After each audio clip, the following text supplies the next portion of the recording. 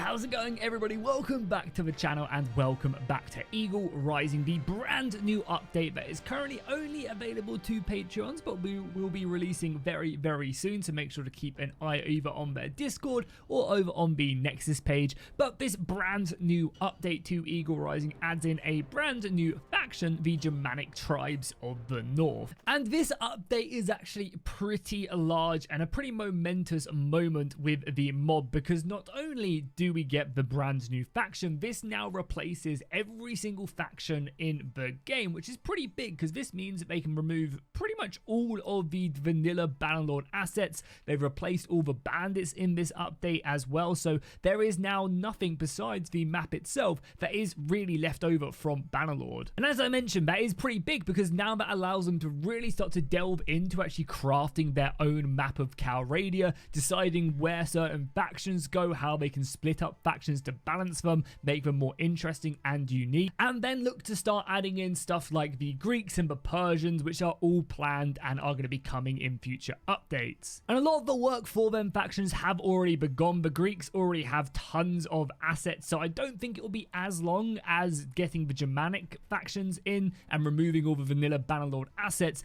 as long as it's going to be to actually get a new Greek faction in. Another thing in this update that they've also decided to implement is they've gone ahead and made it compatible and basically require realistic battle mods. Eagle Rising with RBM basically allows them to really start to fine-tune how the battles work, how the equipment work, and as I said, now that they've removed the majority of all the vanilla assets, they can really fine-tune it to work with Eagle Rising. And that should have a pretty big effect on just how battles do generically run. You know, the AI is completely different in RBM, the equipment, the damage, that allows them to basically go in and really just tweak it to their heart's content.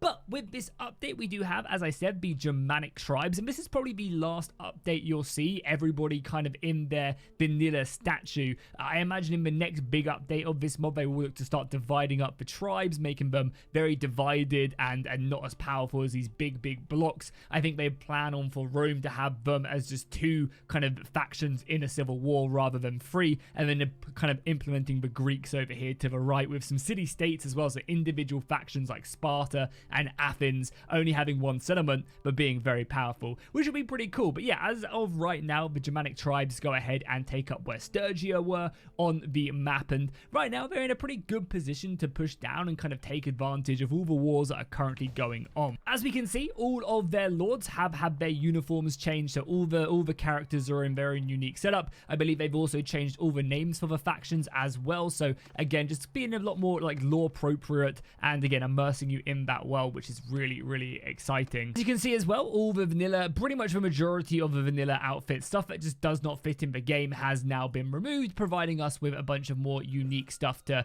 go ahead and basically equip ourselves with. There is still some equipment that, you know, is from the base game, but again, if it doesn't fit, it's kind of been removed from the era, which I think is a really nice touch, and I'm sure we're going to continue just to kind of replace assets as they go. Unit-wise, the Germanic tribes actually kind of prove themselves a pretty deadly force. They don't exactly have the largest of rosters compared to some factions like Rome, but I think, again, the dev team are trying to kind of thin down the rosters a bit more to make them a bit more unique and interesting. However, what they lack in kind of, I guess, size of the unit rosters, they make up with all the different designs. Just look at this. So this is the default Tier 1 infantrymen for the Germanic tribes. There are 13 different presets, different shields, colors, weapons, armors, etc. They've got different. And when you go down to, say, the Tier 2, again, all of a sudden, all these different presets. Tier 3, 13 presets. Again, you know, half of them are maybe just different color changes, but other ones do have different weapons and shields and stuff. Again, 6 different weapon and stuff for the longbowmen. And this is all unique to this faction as well. Same with the cavalry. And they've done such a good job. Like, this light armor looks incredible. You can see that they've improved their asset creation as well. I mean, again, Garatich is already an amazing model with all the Roman stuff, but yeah, this cloth just looks really incredible. They've done a very good job on it, and I know it's weird going ahead and being so excited for like the cloth, but it does look really good. They've done a great job with texturing or whatever that is. That is super impressive, and again, fits the faction, immerses you in these guys. Take a look at their noble troop line as well. They're going to be basically made up of these heavier spearmen and swordsmen. Yeah, they have obviously what swords and obviously halberds and a bit of a throwing equipment. So again, a lot of these units are going to be heavily infantry based, and I think this is one of the smarter things from reducing the rosters. I think a bunch of the other factions have all had their rosters reduced, as I mentioned earlier, but it plays more into the strength of the faction. Right now, the Germanic tribes only have access to what, if we go over here, to a unit of light cavalry, right? Yeah, this is their only cavalry in the game right here. And, you know, you go up against some of the heavier cavalry-focused factions like the Saki, which are all the way over into the east, which are basically the Sarmatians with their elite cavalry. Like, this is not going to do well. However, where they succeed and where they're going to be doing great is on this infantry playing field. Like, this unit is going to cut down, I imagine, majority of the enemies that they come up against. They're elite German barbarian warriors. It would be kind of cool to maybe get another route of like having berserkers or some like big two-handed weapons to really push forward that narrative of these guys being just, you know, just monsters at melee. But that's definitely something they should definitely look to do. Just more stuff like that, whittling down the rosters and just specifying this faction's really good at this. They have maybe some of that, but yeah, really good. You know, for example, they did that exactly the same with the Carthaginians down here in the south, where the Azurai are. A lot of their units, they have basically tons of these small unit trees because, again, Carthage is a very wide empire and they draw all these soldiers from around the empire into their army. So they kind of have the hoplites and more of the Greek style soldiers. They then have kind of some of the veterans from the Punic Wars. They have some decent cavalry and some slingers, and then they even get access to, if you go to the mercenaries, a lot of these Messai trained soldiers are basically like the Numidians and the Spanish soldiers. That's where these guys come from. So they kind of have that pool, and that's kind of their draw to them. Carthage is they get access to they get access to a large kind of unit roster from all these different settlements and tribes and stuff, and hopefully again they go ahead and continue to like maybe specify certain settlements to recruit certain units to kind of get that idea of this vast empire. So you have to go to all these different places to see exactly what they can bring to bear. Whereas if you go to the Romans, again, I think they've really cut down the Roman roster in this update as well. Yeah, you have the auxiliary soldiers, and you can see again it's just kind of 3 lines, whereas before I think it was much larger. And then of Roman soldiers as well, and you get these through the bodyguard system and the other unique abilities. You can see right here, so the specialized recruitment, again, that's where you're going to be getting a lot of your Romans from. Yeah, I've switched over to the Roman view of it, and you can see where you can recruit a lot of your Optii. And again, this is all going to depend on, you know, the type of soldiers that you have access to, as well as your rank in the Roman factions. You know, the higher renowned you get, and the bigger kind of, I guess, clan ranking is going to give you more access to more of these soldiers. And I think some of the higher tiers will follow you around cities to prevent negative events from happening and other interesting stuff. So you can really bring to bear some very, very good soldiers. Again, you can see there's the Roman troop line as well. I think these are going to be the noble troops along with the other soldiers that you can bring. So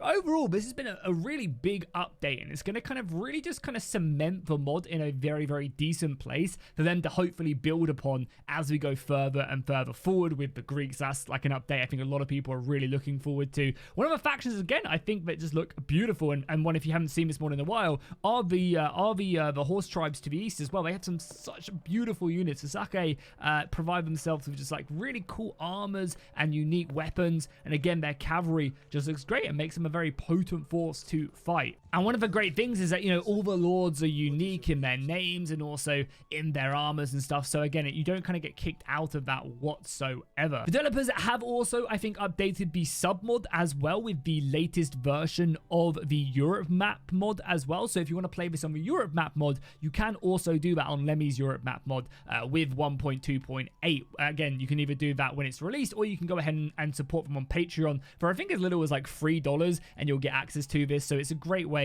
and they definitely deserve it for the amount of time and effort that they put into this. I think as well that they also have a working server serve as a soldier with this model as well, because again, they have all different recruitment and stuff, so they have a script for that you can go ahead and utilize with serve as a soldier, which again, if that's something you really want to do, you can do so. Oh, I love the Dacian units. They look so nice, don't they? They really, really do. I'm not sure if I mentioned as well, I think I did at the beginning of the video, but yeah, again, now all the looters have also had their stats change and their units change, so these Sea Raiders are going to be Germanic. I imagine they will go ahead and get a name change at some point, but yeah, all the faction bandits have also all been changed up and stuff like that. So again, you're not going to be fighting the vanilla raiders whatsoever. So let's jump into a quick battle and I can show off what some of the units actually look like. So I've got myself just a small band of soldiers right here. We can stick them in a nice little shield wall as well, which is where I think that these soldiers are going to really, really excel. You can see that they do actually have some pretty small shields, but they cover the majority of the body, so they'll be able to repel a lot of the incoming missile fire, especially a lot of the Roman slings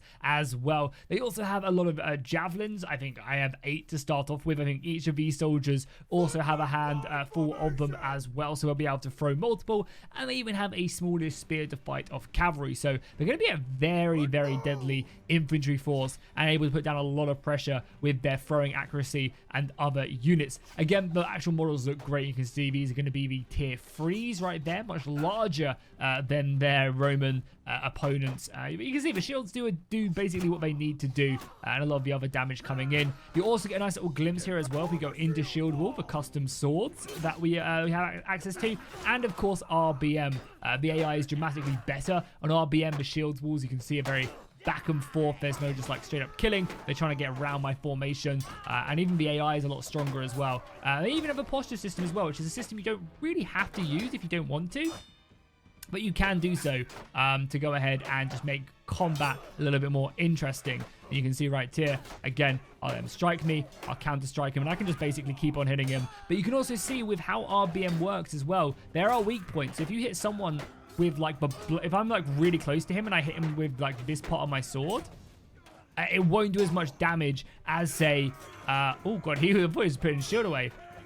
Yeah, whereas if I hit him in the head, which is very lightly armored, is going to do way more damage. Whereas if I hit him in a different body part, which maybe, yeah, you can see right there, I hit him with my handle, and we didn't really penetrate his armor. So that's basically RBM at play, and I imagine it will make the Romans very, very strong, and there'll have to be some good balancing there. You'll be having to look for like precision attacks on the Romans, like looking for their armpits and other places where they maybe don't have as much heavy armor. But I think RBM is just a great addition to this mod because it makes you gives you the ability to basically be able to fight with like very small armies and make them very elite, and they can kind of just tear the opponents apart. You can see right there, slashing, it wasn't really getting through his armor, but stabbing on the other hand, yeah, that penetrates this cloth or whatever it is pretty nicely.